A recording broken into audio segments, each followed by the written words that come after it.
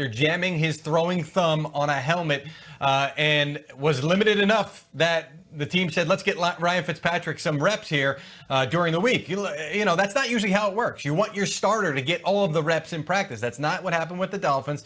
So Brian Flores yesterday saying, I'm going to go back and look at the tape of practice and see who can be most effective. And if they feel like the thumb issue was affecting Tua's ability to really do what he needs to do, then I wouldn't be surprised if they lean back on Ryan Fitzpatrick the way they did it in the middle of the game last week. They're not going to have him try to force his way through something if he can't do that when they've got a reliable backup that can show him how the game needs to be played. Remember, Tua's still learning while he watches Fitz, and also keep them in contention. They're in the middle of a playoff race here. So we'll see what happens as we get closer. But, yeah, Tua's status very much in question right now, Colleen.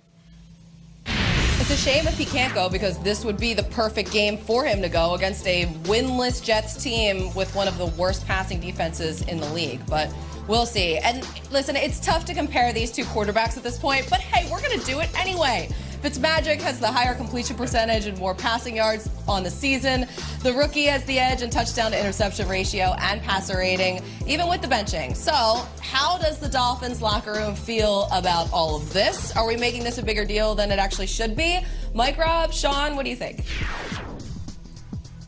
Yes, I'm here with Shaun O'Hara for a little shop talk. Shaun, you went through a similar situation when you were with the Giants. How do you think Coach Brian Flores is handling the situation with the quarterbacks? Yeah, Mikey, I think when you look at what Flores has done in that locker room, the players all respect him, they all love him, and they know it's all about production, and they also know that this is Tua's team.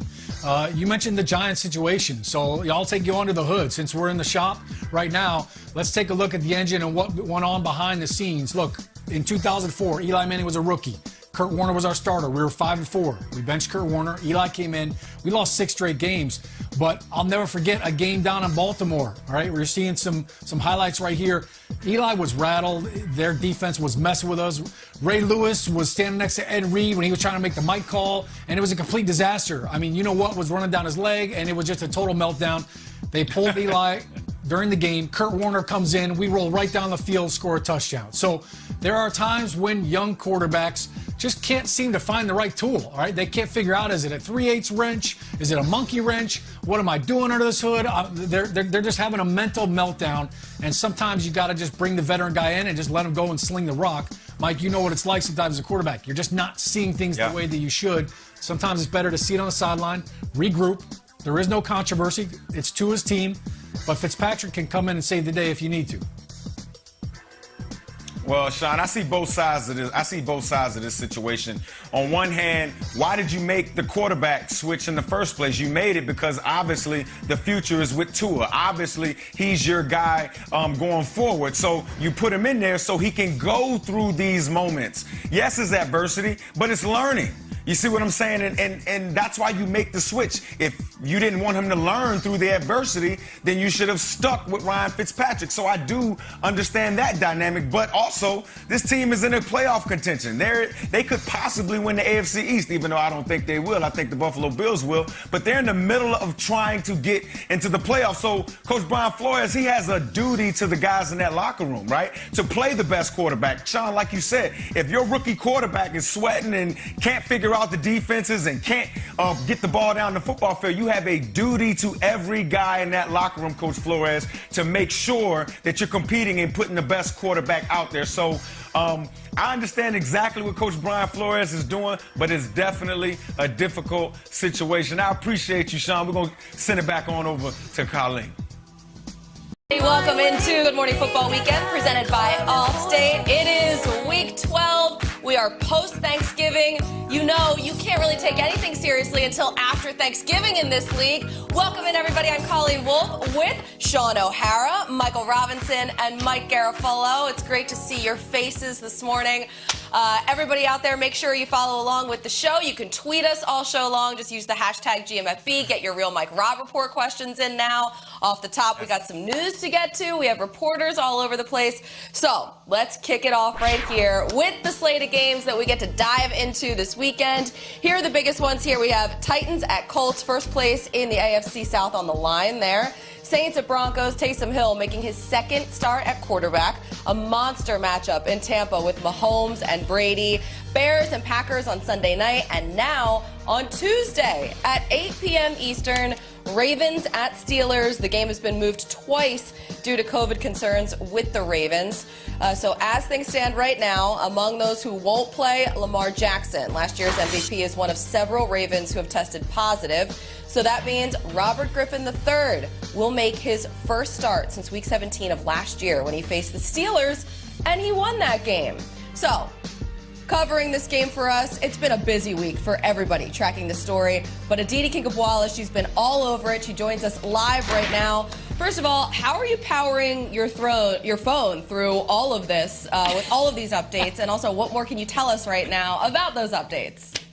Well, Colleen, it's kind of absurd because I keep doing these live shots and then looking at my phone because somebody is texting me in the middle of what I'm saying. It feels like every time I start a sentence, the news changes before I finish it. So you are correct. As of now, the hope is that the Steelers and Ravens do indeed kick off on Tuesday night. The Steelers, they're taking the day off. Mike Tomlin gave them Thursday off. He then sent them home yesterday because he said, what's the point in staying in limbo? And then once the decision was indeed made yesterday to kick off on Tuesday, he gave them today off as well. They will come back to work tomorrow. They will have a walkthrough on Monday, and they will hopefully, they hope, play this game on Tuesday. The Ravens, they are still completely, totally up in the air. As you said, they have had negative COVID tests every single day since Monday. So we're still waiting to see what the test results are today, what they are tomorrow. They still haven't decided if they are getting on a plane on Monday or on Tuesday morning. And as you also certainly recall, John Harbaugh last week made the decision to close the facility until Monday out of safety for his players. As you mentioned this, right now, between these two teams, there are 16 players on the reserve COVID list. 12 with the Ravens, 4 with the Steelers. And so, again, this is still sort of up in the air. The Steelers players started the week being extremely frustrated, Colleen, because as you know, this has happened to them already multiple times this season. Week 4, the Titans, they were supposed to play them. Thursday before the game, they find out that that game is postponed. This will be the third time that they now are facing a team coming off of a bye. They're definitely feeling a little bit put out about this, but one could make the argument that it's fair. They've sort of felt the repercussions of this season a little bit more than anyone else. They've been hit with so much COVID shrapnel throughout this entire season, and I feel like everybody really has. We knew coming into this year that it was going to be a wild one, but this week, especially with Thanksgiving added in and all of the different changes in the schedule and all of these positive tests, I mean, stay by your phone. I'm sure there's going to be more news coming in this morning, so we'll talk to you again in a little bit, Aditi. Guys, let me bring you back in here because obviously this has been a crazy week for both teams, the Ravens. So many positive tests here, the lack of practices. Mike Robb, how does this really affect players and coaches trying to prepare for this game? Yeah, it affects everybody in the building on both sides, on both teams. And I think the message from the coaches have to be very important. I think Mike Tomlin, who's my coach of the year, has done a great job handling the situation with the Pittsburgh Steelers, right? Because everything is up in the air. And there's a psychological part to this, guys. And Shaun, you know exactly what I'm talking about. Football players, you want guys to be going into games being excited about playing the game. You don't want guys to be to have the game plan stale or be focusing on the game way too long, because that's when mistakes start to happen. So as a player, you look at this thing and you're like, okay, am I playing this day? All right, I'm ready to play. I got the game plan. I'm ready to go. And then you get the news that you have to wait. There's a little bit of there's some exhaustion there. There's a little bit of, you're upset. I think that it's on the coaches and it's on the leadership in these organizations to make sure that their teams are ready to get the right message across. Because again, psychologically, players are always ready to play. You want guys to be playing when they're going this way, not plateauing. Yeah, Mike Rob, that's such a huge part to this, the psychology in it, the mental aspect of it. And I think a lot of that reason is why Mike Tomlin has sent his team home 2 days in a row. He doesn't want them mentally drained by coming in and wondering about it and practice. But, you know, the physical aspect of it's got to be tough. I mean, if you're for both teams, the Steelers and the Ravens now, you can't go to the facility. So how are you getting your body right? How are you getting